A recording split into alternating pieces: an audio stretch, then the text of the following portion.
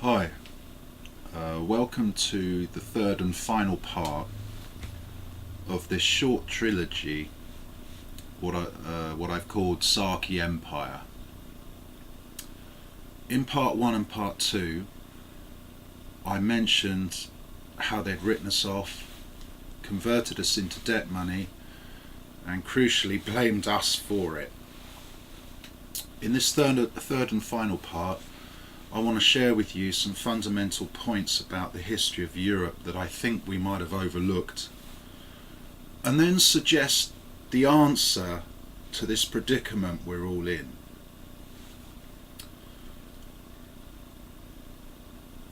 From the very start, this was about winning holy war. Right from the beginning, when they built a pyramid, for example, which is a phenomenal achievement that people are still wondering about how they built it today, or who built it, or if there are even plans out there for it. The official timescale of that is 2,500 BC, by the way, which is approximately 5,000 years ago. But as I say, this was about winning holy war. It was never about making sure that Watford Gap or Detroit could make it or do it. And the only way they could guarantee that was effectively to commit suicide themselves and blame a head for it. The front of the ship, if you like, with due north, due northwest. So the first point I want to make about the history of Europe that we seem to have missed here is this trap was targeting Italy before Britain. That vulnerable peninsula that they somehow knew was shaped as a feminine boot. And so this piss take about don't build your castle on sand because it needs a strong foundation. The whole point of this chat was to undermine us all the way, and that there is no base, there is no foundation. And so, I told you this was controversial. A great flood, for example, has been accused of being a Greek flood. Why? To undermine no boot of Italy. That symbolic one leg of humanity. Without a shoe, a boot to stand on, we've got no leg to stand on. And by the way, there's no moral right in the whole of this setup.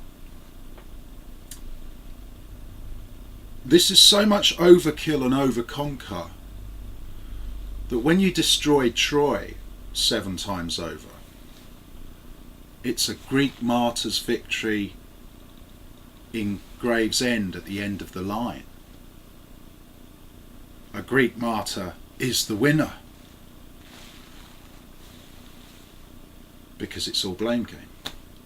Now, they never told me when I was in school, back in the 70s, that St. George was a Greek martyr from Athens in the 7th century. They told us that St. George is an English saint. The second point about the history. Rome was already the victim of this. Even the Son of Man, which is a strange name to call someone born of the Holy Spirit, was kicking over moneylenders' tables in what is now Israel, officially in the book. But even he was blaming the head of Caesar on the coin.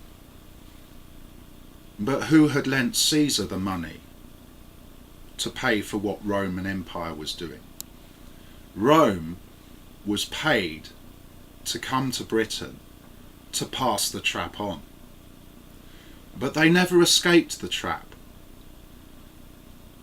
Why did they build Hadrian's Wall right across the north of England from coast to coast.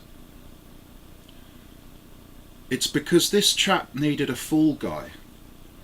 This setup was to blame one excommunicated martyr fall guy over Adrian's Wall.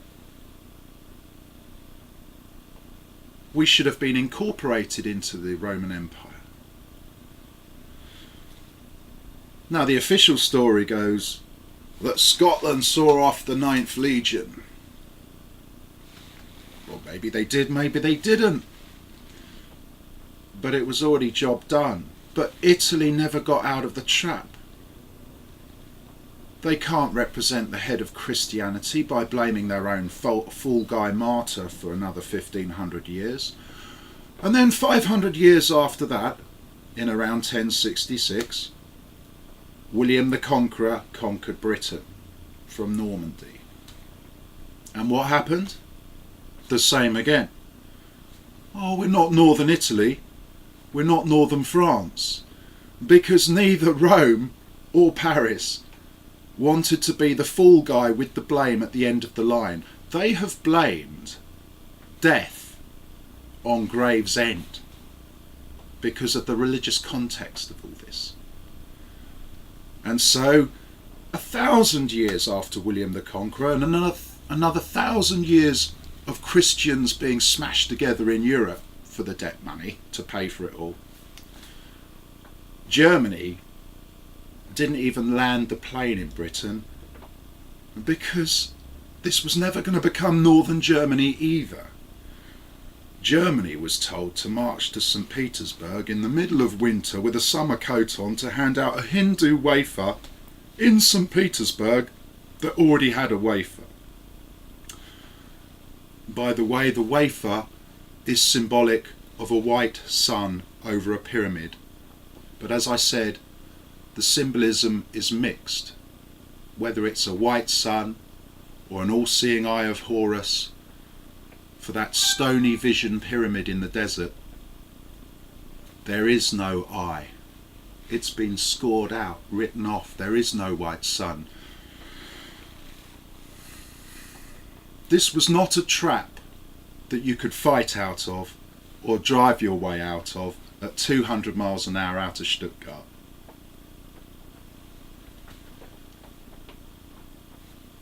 And so they set up the fool guy that's gone all the way to California to blame the White House as well.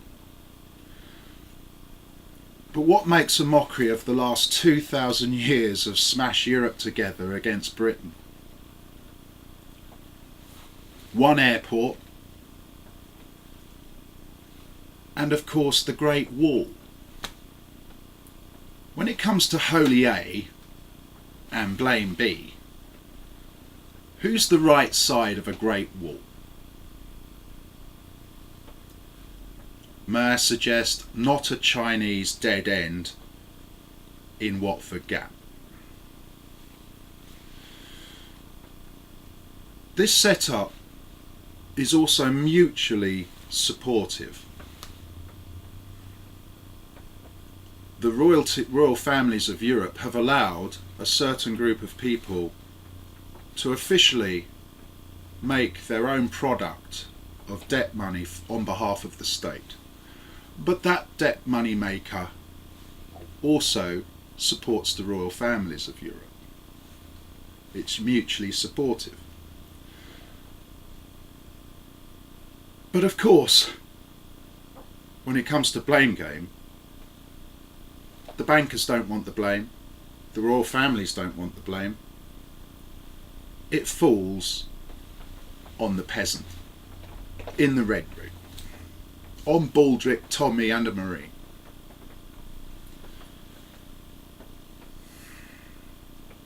So, what's the answer to all this? It's quite simple. The other way. That is, to keep the ship and its crew for as long as possible. Christianity, for the last 2,000 years, shouldn't have been about drawing short straws in Europe with the same religion to blame their own martyr fall guy at the end of the line with the same religion. Shouldn't have been what it was about, with a Christian victory and it's all over at Christmas every year. And what I mean specifically by keep the crew and keep the ship, well, I suggest that we start issuing money as real credit money.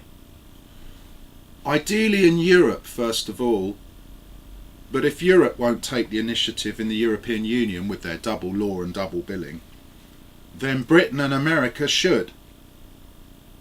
To give an example for the rest of the world to copy.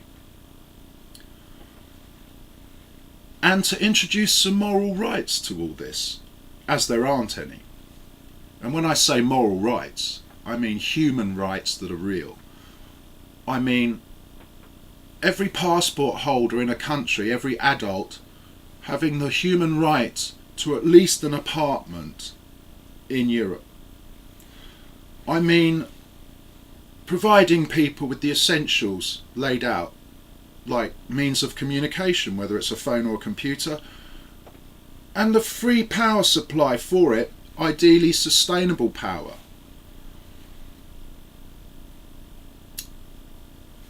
And the third point, we need to reach a sustainable population level.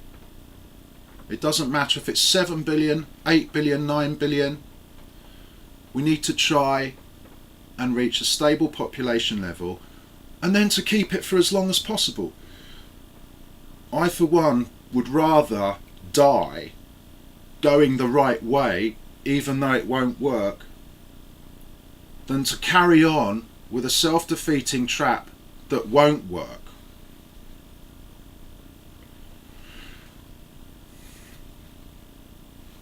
But how do you get it?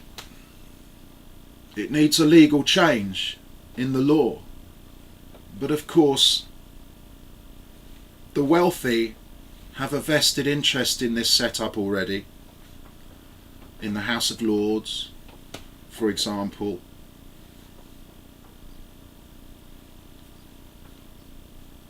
And one word of caution. Our history has showed that the money, which is always welcome because everybody needs it, it's hard to turn down when it comes to double crossing, doing the right thing.